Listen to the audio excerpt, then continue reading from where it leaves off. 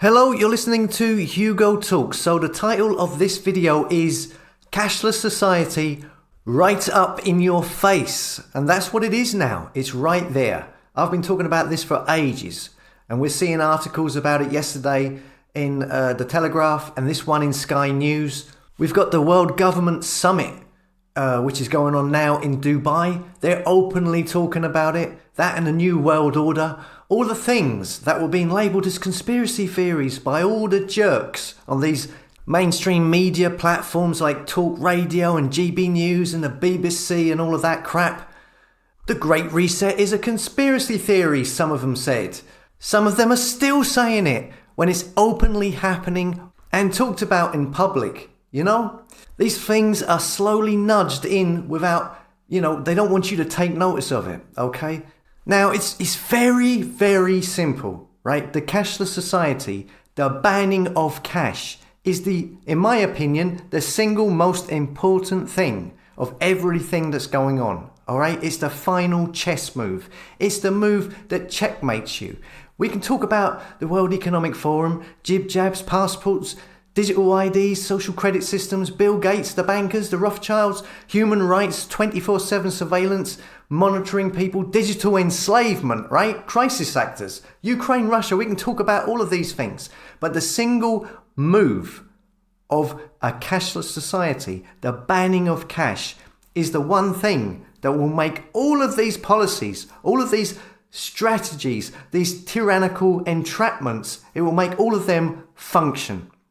The cashless society facilitates all of these systems and makes them work.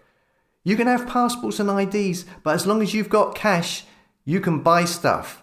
You can be independent. You can transact without permission, all right?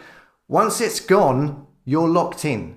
For example, if you have a grandma who has never had a smartphone in her life, once they ban cash, what's she gonna do?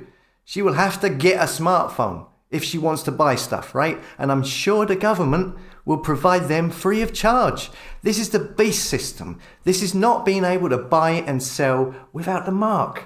This is the one key thing that all of this is leading to, because once it's in place, they've got you, unless you're willing to live outside the system, growing your own veg and bartering, which I'm sure they will probably make illegal at some point. So, this is the point that people need to be made aware of. Too many people still sleepwalking into this. Too many people using their smartphone to pay for things. They need to stop it and pay with cash. You need a movement to start up around this. A movement to inspire people to only use cash to counter this digital takeover. This is what these commentators, these people on YouTube with millions of followers should be doing and talking about. If they were on our side, they should be influencing people to stop paying digitally and to only use cash. But they won't, will they? And we all know why. So share this video, because people don't realize that the digital trap is about to close. It could be about a year or more. It may even be sooner. And every day they are nudging people towards a cashless society, whether it's closing down ATM machines, certain banks in certain areas refusing to accept cash, so local businesses don't have anywhere to cash in their takings for the day. Again, like nudging the local cafe to say go cashless. Tesco petrol pumps, for example, many of them only accepting payment by card. Self-service checkouts in supermarkets increasingly saying, card only, slowly nudging people towards a cashless society. This is Pippa Malmgren, who was at the World Government Summit yesterday. She was a special assistant to USA President George W. Bush, openly talking about how cash is going away and a central bank digital currencies are coming in and a new world order, etc., etc. And so I think we have to go deeper, and it's not about the US versus China. It's about what underpins a world order is always the financial system. I was very privileged. My father was an advisor to Nixon when they came off the gold standard in '71, and so I was brought up with a kind of inside view of how very important the financial structure is to absolutely everything else. And what we're seeing in the world today, I think, is we are on the brink of a dramatic change where we are about to, and I'll say this boldly, We're about to abandon the traditional system of money and accounting and introduce a new one. And the new accounting is what we call blockchain. It means digital. It means having a almost perfect record of every single transaction that happens in the economy, which will give us far greater clarity over what's going on. It also raises huge dangers in terms of the balance of power between states and citizens. In my opinion, we're going to need a digital constitution of human rights if we're going to have digital money. But also, this new money will be sovereign in nature. Most people think that digital money is crypto and private, but what I see are superpowers introducing digital currency. The Chinese were the first. The US is on the brink, I think, of moving in the same direction. The Europeans have committed to that as well. And the question is, will that new system of digital money and digital accounting accommodate the competing needs of the citizens of all these locations so that every human being has a chance to have a better life? Because that's the only measure of whether a world order really serves. Well, if you think that having every transaction monitored by the government and by algorithms as well is going to lead to a better life, you must be crazy.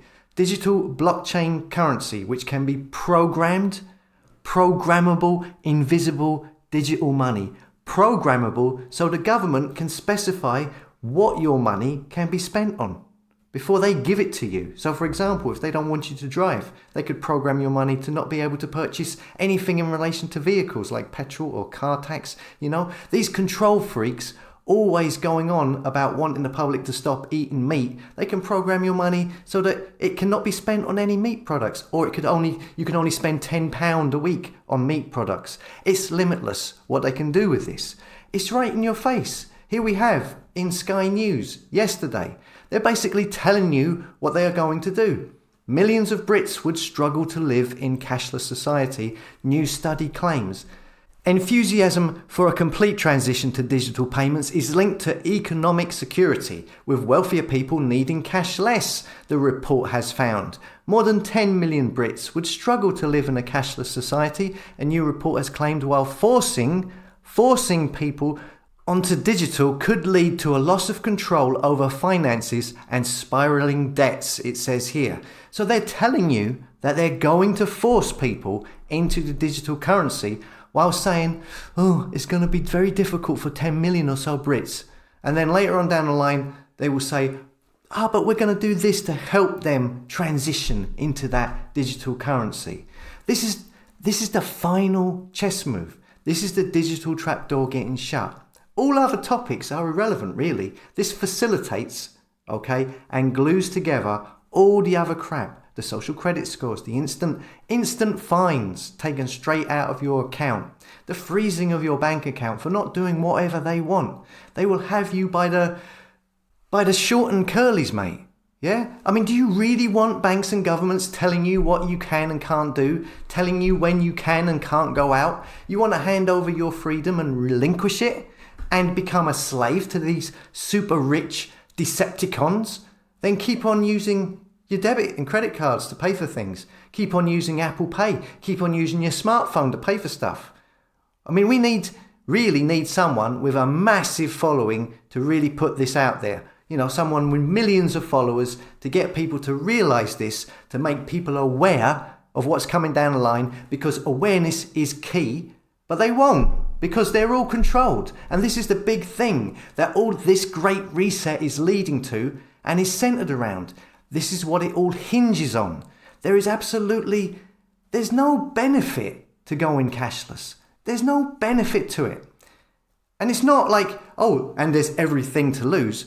You will lose everything. People need to stop taking their phones out with them and always use cash. Any business that is cash only, completely avoid them. Tesco petrol stations who only accept cards, don't go anywhere near them. Go to a petrol station that accepts cash. I got this email yesterday about Sweden. They have introduced a point system showing your carbon footprint. One is a private corporation checking vehicles yearly and measuring your CO2. The other is an online payment service that measures your carbon footprint by collecting information on what you buy. right? Yeah, if you buy second-hand stuff, you don't use up as many points, or what they deem as ecologically sound, all right? And that's brought to you by a company called Blocket, which is owned by the Wallenberg family, a Swedish family estimated to be worth 250 billion euros. And this is before a cashless society scenario has come in. Once that's in place, they won't be asking you. They'll be telling you what you can buy and what you can't buy and where you can go and what you can do. They'll be telling you. So share this video. I mean, I can only do so much. I've got a following and I can make an impact of sorts, but it's nowhere near big enough to make a significant impact. That's probably why I'm shadow banned. I only have so much reach. I know some people will say in the comments, there's nothing you can do. Or, you know, people will say, oh, it's the end times. It's in the scripture. There's nothing you can do. Well, yeah, maybe it is that way. But if that is so, it can't hurt to try. There's nothing to lose. We may as well make it hard for them. You may as well still warn people and try to get them to stop using them fecking cards. I mean, when I go to the supermarket and I'm paying for my goods, I'm nearly always the only one paying with cash. Why is this? It's the majority of people who continue to submit to the convenience of paying with a card or phone that is speeding up this transition into digital slavery. You know, the digital trap is closing because of these people. And if they were aware of where this is leading, they wouldn't use the cards or their smartphones to pay for stuff, and they would use cash more. It's all about awareness. If people were aware of what this cashless society is going to do and what they are going to lose from it and how their options will be removed from their life and how much that can and will be exploited, then they would start using cash. Simple. Anyway, thanks for listening. Come and subscribe to the tribe at hugotalks.com, a place for like-minded souls, and I'll see you later.